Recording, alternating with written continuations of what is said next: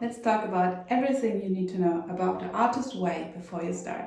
I did the artist way a few years ago and I failed. I mainly failed because I did not understand what I was getting myself into. This time I'm going to be prepared. Let's hop on. The first step is to understand what this book is. It is a 12-week course and it comes with exercises. It says a spiritual path to higher creativity. We get to build a new relationship with ourselves and with creativity as a raw power. Each week has a different topic. So for example, in week 1, it's called recovering a sense of safety, and then sense of identity, sense of power, integrity, possibility, abundance, connection, strength, compassion, self-protection, autonomy, and faith. So what are the benefits? The benefits are recovery of one's creative flow, connection to a force that creates through us, allowing us to expand and live more creatively, authentically, and fully. What I really love is that it's not limited to a certain type of person. This is not just for artists, and that's my favorite story. A person who was an accountant really wanted to be a cowboy, and that he figured out how to do remote work as an accountant on a computer and could be a cowboy long before remote work was a thing. What we get is a roadmap of how to ask questions in the right way and how to receive answers. Allow creativity. As we go through it, it can be challenging in a good way, but still challenging. You get to experience a lot of things through the course. She says that often people have defiance and giddiness in the first week, explosive anger in the midsection, grief, alternating waves of resistance and hope. One of the chapters is called Spiritual Electricity. The way Julia sees creativity, it is all about allowing, aligning, and creating the space. And she calls that spiritual chiropractic. And we don't have to believe it to succeed in the course. We just have to go through the motions, and that will allow for this spiritual electricity to come through. To have energies flow and to be well, everything needs to be aligned. How do we do that though? The exercises, they help us get out of our own way. And Julia says you need about an hour a day, which would equal to 84 hours over the course of 12 weeks. However, she also says you can invest more time. And honestly, I think it's good to expect to invest more time. If you have the 12 busiest weeks of your life coming up, maybe consider moving it a little bit. You will be doing 12 weeks that have 7 days each, and you will write at least 3 pages in the morning for the morning pages, 252 during those 12 weeks. Plus, you need to write for the exercises, and you likely will be taking notes, and also weekly check-ins. So that's just something to keep in mind, because longhand writing, when you're not used to it, you slowly build up the muscle, and I would like to encourage you to consider starting in week 0 with the morning pages, and just to get used to it, because you're also supposed to do it first thing in the morning before life starts, basically. And that's also something to get used to. And those exercises, you're not supposed to do all of them. You're supposed to do the ones that you feel most attracted to and least attracted to. So the neutral ones you can leave for a later time. So you are allowed to pick and choose with the exercises and creating the space for something that is important. The basic tools. These are my little drawings that I made. These are 3 pages of longhand writing, and this is like a calendar, scheduled fun. Non-negotiable are the morning pages, which are 3 pages of stream of consciousness writing. Can anybody but me read them? No. You write everything that's on your mind just as it comes in. It's the stream of consciousness writing.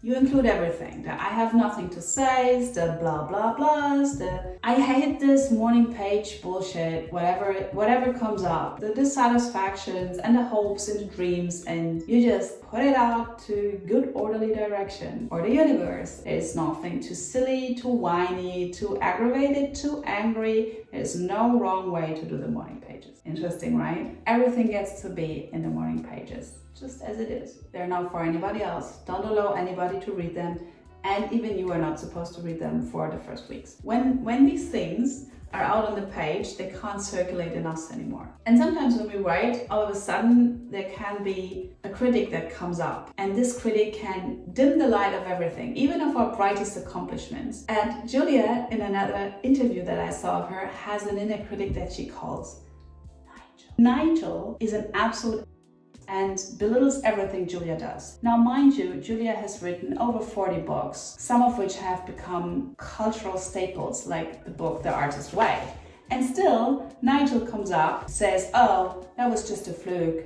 That wasn't really an accomplishment. So she encourages people to give the inner critic a name and a depiction to be able to identify the voice of that inner critic when it comes up. Once this is out, we get to hear our own creative voice, good orderly direction voice. We get to receive from this space that we have created through writing the morning pages. And this is how we learn to detach from the inner critic's voice. Sometimes my morning pages, I write them down in 20 to 30 minutes and then they're more or less readable. And sometimes it takes me 45 minutes or longer. There's a reason why there are 3 pages. After about a page and a half, it gets sticky. First is blah, blah, blah, blah, blah. And at some point, things come up. And that's why she cautions people to not shorten the pages or to elongate the morning pages. She says 3 is just a sweet spot from her experience. And there's a little variation of the morning pages that I find really fascinating. That is called asking for guidance. How it works is you put your question on the page, whatever it is, maybe something that came up in the morning pages, something that came up in your life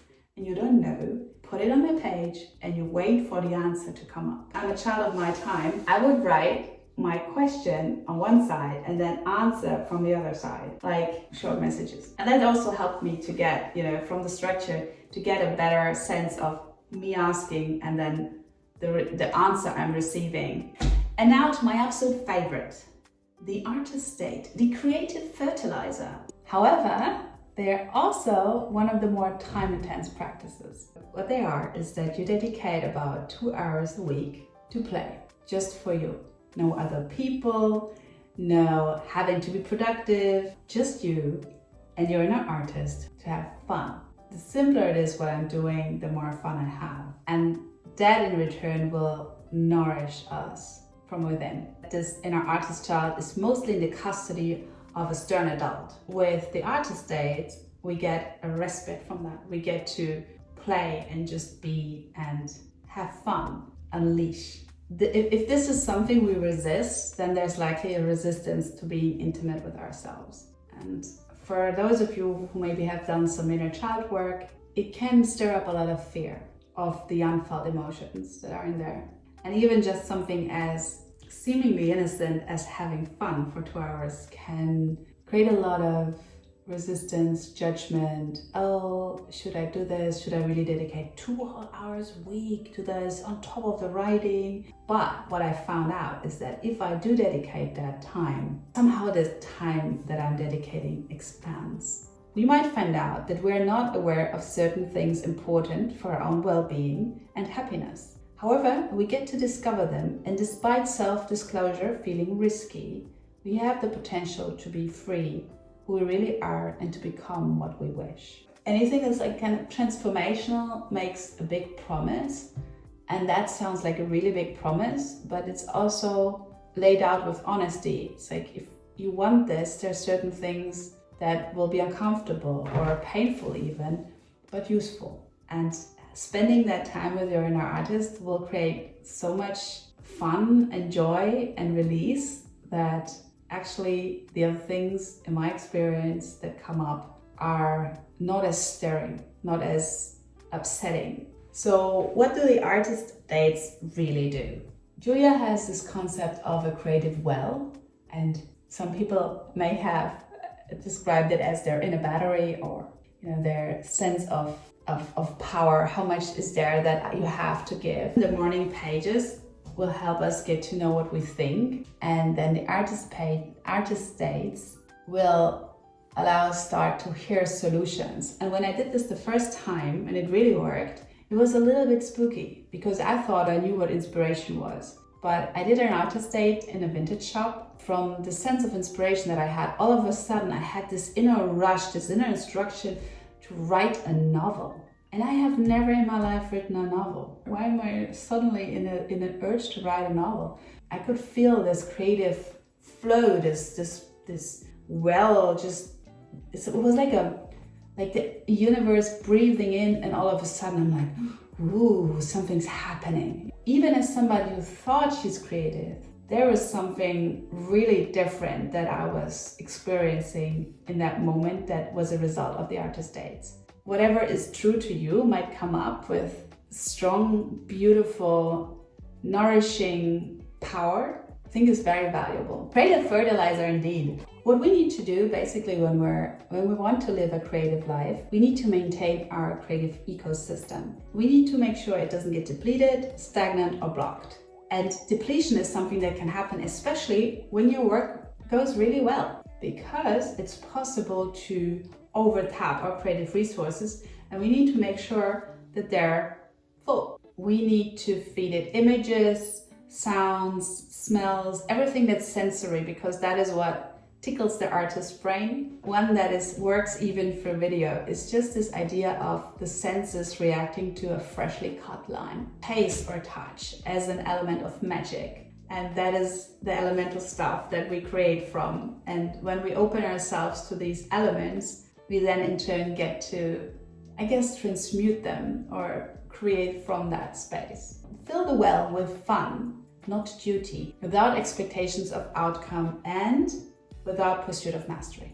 With artist days, you just want to be. And then when do these ideas come up? When we do repetitive things, for example, driving or scrubbing, showering, where they just bubble up out of seemingly nowhere, but they bubble up because we allowed our senses to expand and to be in the moment. The only thing left to do now is to sign your Artist Way contract. You can either do that in a book or, like myself, create an extra document. Creating an extra document has the benefits of giving you an overview and really getting into the mindset. So I hope you enjoyed this video about everything there is to know before starting the Artist Way. And I would love to see my next video about week 1, where I speak about my experiences, tips, tricks, and share some motivation with you guys. Okay, thank you. Bye. See you there.